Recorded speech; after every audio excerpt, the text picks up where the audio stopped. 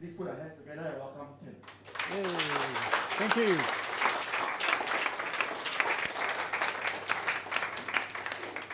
Thank you, Eugene. Thank you, everyone. Thank you for a beautiful presentation and sharing from Stella. So I'll start with a story about my dad. I asked my dad once, what is one thing he appreciates most about my mom? And he said,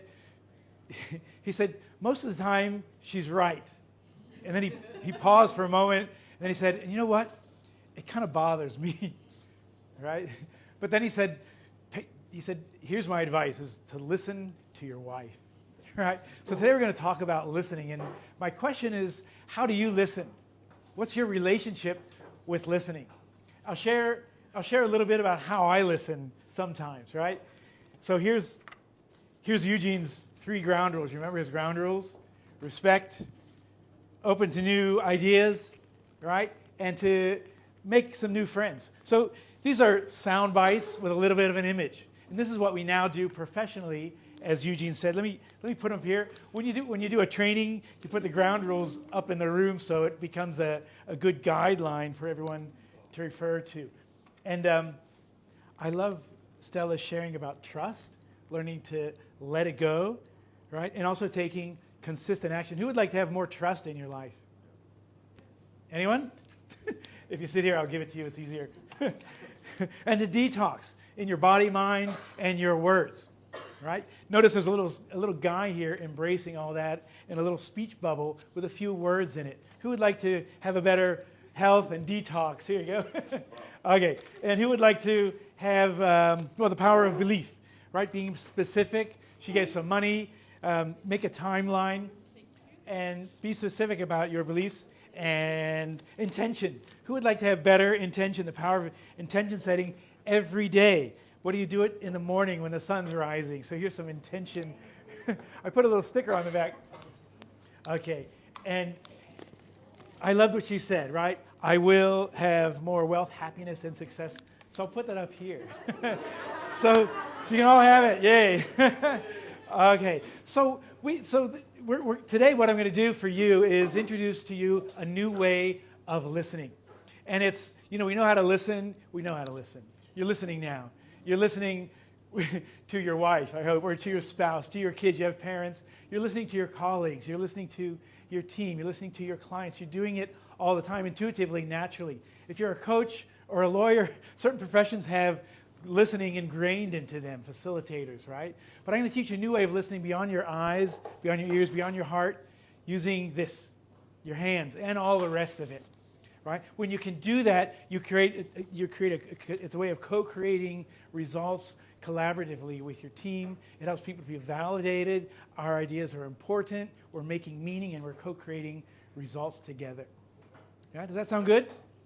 So who has a meeting tomorrow? By show of hands, anyone have a meeting tomorrow or the next day? So my invitation is to bring this tool into your meeting. Can I invite you to turn to a partner and look them in the eye, say, I invite you to use this tool in our meeting tomorrow.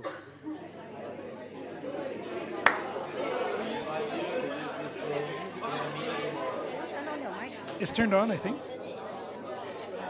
Oh, sorry. Is it okay? Oh, was it? Oh, I'm sorry. It's too loud. Now it's working. Oops. Now I'm going to hide a bit. Is that better? Oh, that's really loud. Okay, I'll go like that. Yay. Ken? Okay. Congrats. You don't even know what you just agreed to with your partner, but you agreed to anyway. I love that. That's a great open mindset for learning. So we're going to learn a new tool for listening. So that you can apply right away. So let me start with a story. So this is what we do professionally, as Eugene said, and we were at the 1 Degree 15 in Sentosa with a senior group of leaders from a global insurance company organization. They were doing leadership planning and scenario planning, leadership development with their top leadership team. And we're in the side of the room scribing that out, turning their strategy into compelling visual stories to help them with making sense, with collaborative decision making, and mapping that into a metaphor and a story. And we're doing that, we're drawing. And then when came to a tea break, And during the tea break, one of the leaders came up to me and introduced herself. She came up and she said, "Hi, my name's Sarah. I'm the head of the learning and development here in Southeast Asia. And I noticed what you're drawing. And it looks very compelling, very interesting. It's helps us to organize, to make sense, to see new possibilities and new pictures." And I said, "Thank you." She said, "Can I share something with you, a problem or a challenge that I have?" I said, "Sure, go ahead." So she shared with me, our global HQ is in Europe, and we're here in Southeast Asia. I'm trying to organize the team around that, but there's a big gap in terms of the culture, in terms of the identity. People don't know who they are. They don't even understand their roles. They're missing this lack of communication between the global HR and the Singapore, the Singapore headquarters here. And there's this huge brain drain, and people are leaving, and talent are leaving.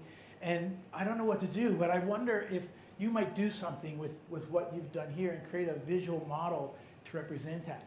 And as she was sharing that, I paused for a moment. I went over and I picked up paper and pen. I picked up 2 pens. And I began listening with my pen and my marker, with my heart and my mind and everything else. How many of you, and I was also sketching some simple ideas, putting them together like I've shown here. How many of you loved drawing as a kid? Right? How many of you still love or do drawing today? Great. So 9 out of 10 adults say I can't draw, and therefore they don't do that. And they end up missing out on what's perhaps their best tool for clarifying their thinking, for selling ideas, for having collaborative problem solving. Yeah? So I was sketching there with Sarah just on a piece of paper as she's listening, capturing ideas, turning it into, also adding simple drawings and visuals. Yeah?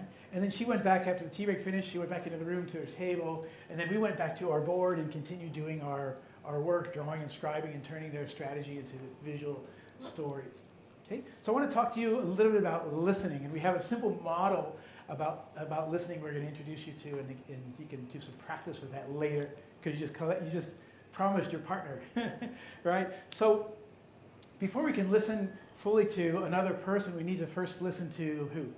Yourself. To yourself first, right? What's going on inside? What's my inner narrative? How am I feeling? What's going on? So I'd just like to invite you for a moment to check in.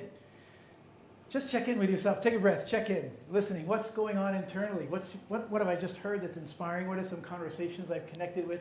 New friends that's inspiring? What's going on? Check. This is you check in before you go into any conversation to become more present. When you become fully present, you're giving that gift, the gift of your full present attention. And that's the opportunity to build into the listening, right? It's being fully present. So there's a simple motto, and I'm going to draw something here with this one, all right? Can everybody, sorry, my back's going to be to some of us. Okay. So, who loves drawing? Come on. So we know about active listening, right? 3 different areas of listening. Active listening is listening with our body, right? Our eye contact, nodding, paraphrasing back what you heard. Saying, tell me more. Asking great questions. Turn your phone off. It means facing and being with your partner, making eye contact. We all know how to do that. And of course, we're full of distractions, and sometimes that gets in the way. But going one level up from active listening is what's sometimes called deep listening, where you're listening beyond the words to the feelings, to the emotions, to what's behind the words, what's the need. Yeah?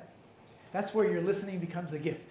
That's when you can become fully present. It's you're bringing your empathy and your emotional skills, your emotional capacity, right? The deep listening. But I offer you going one level up from that deep listening to what we're doing today in the title of this session, something that I'm passionate about, something that I do every day with companies and different groups. And that's the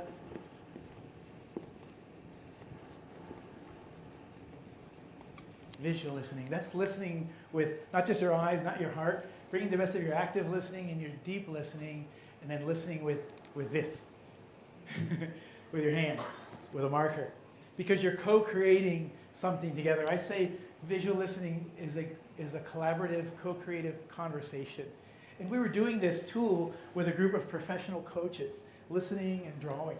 They're doing a coaching scenario with each other, with professional coaches. Listening, drawing out a metaphor, drawing something simple like what they heard with their partner, and drawing out the need of that client as you would with a coach. And one of the participants, after they were doing this listening and drawing exercise, said, you know, I'm a professional coach, I'm a professional listener, I'm a really good listener. And I feel like after this session today with listening and drawing that I've never been as fully listened to as I have been today. Right? They said this, the partner that I worked with, I feel closer to them than anyone in my family. I was kind of surprised, but that's what they said. Right? Just by the act of capturing what is said in a simple visual diagram. It adds story, it adds emotion. It says, I hear you. It says, now I see where we're going. And this is what you can do with your clients. You can do it in a selling context. You can do it in so many different contexts. So that's the opportunity, is visual listening. It's a collaborative conversation with your presence, with your mind, with your heart, and with a drawing. And I have some paper here. I'm not going to do it now because of the time. But my invitation when you have this meeting tomorrow is to try that. So let's just have a quick look. Is that okay? You already agreed to somebody. So let's have a look at a few things with relating to creativity and drawing. Steve Jobs says creativity is just about connecting things, connecting ideas. So when I'm doing this, when I'm drawing with a client or with a coaching or a leadership team, you're just connecting ideas, pictures and drawings, turning that into a simple visual story using your drawing. So here's some things, some tips, right, that you can use. Remember those 9 out of 10 adults say I can't draw? Does anyone know one like that? Anyone know one like that? I got a prop over here. Where is it? Ah, here it is. Yeah. This one, right? Anyone know someone like that? That narrative? Yeah. We know it too well, right? So sometimes we need to give ourselves permission to be creative. So if you don't have one of these, I can let you borrow mine, a permission slip. It says, I now give myself permission to be creative, which also means permission to make mistakes, to not be perfect, to breathe a little bit more, and have that body, mind, spirit balance that Stella was suggesting. So now that you have permission to be creative, I'll just show you a quick things that you can draw when you're listening and capturing and applying visual listening with a team, with a coach, with a client. You know, the thing is, we have a lot of great ideas in our teams, or if we're running a business ourselves, or if you're a leader of groups, we have a lot of great ideas, but how do we get our best ideas across? Sometimes the best ideas don't make it across the line because maybe they don't have a story, right? That emotional capacity, or they don't have a structure. And the visuals give some structure to that. That's why when people see that, they can understand. That's why it's a great tool for selling. In every client conversation, I'm drawing, and I show that to them. So here's some things you can do. You can draw a simple person like that. Can you do that? That's the grown-up of the stick person. It's called a star person. Or you can just make a little bean person, right? Anyone that knows someone that says I can't draw, you can do that, right? Because it's not about the drawing, it's the idea. You can add a little speech bubble to that. You can start with that. Put that on a piece of paper. I brought some paper and marker. Later you can do it. Put that on a piece of paper. And then you're listening with intention, right? Remember Stella said about intention. What are they going to say? What's really important to them? You know, what's in here?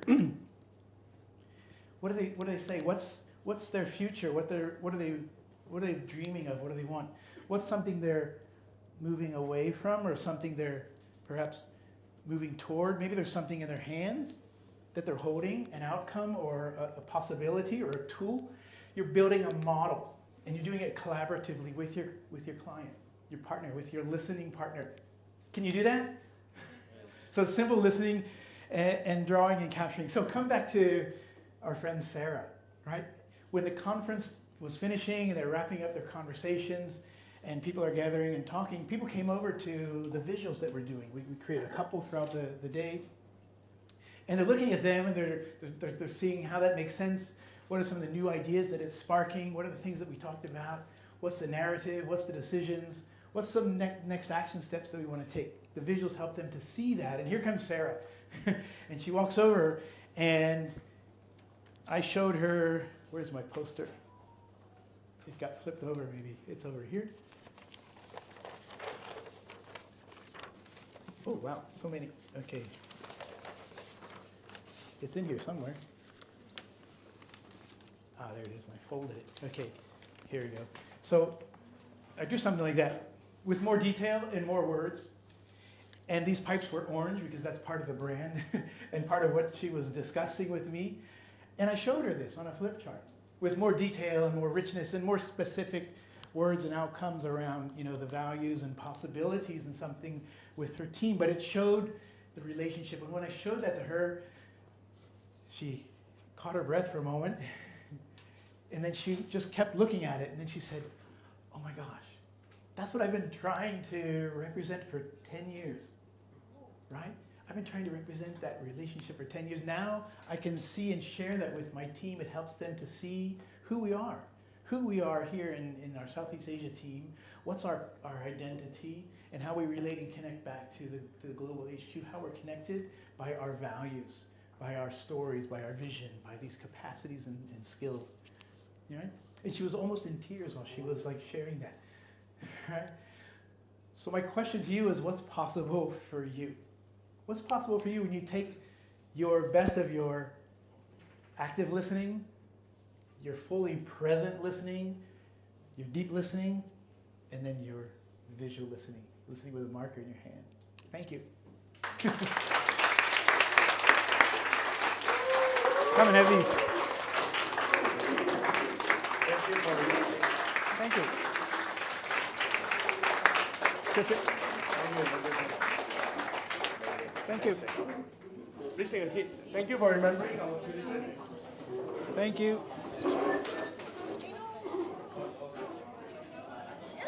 Testing 1, 2, 3. Okay.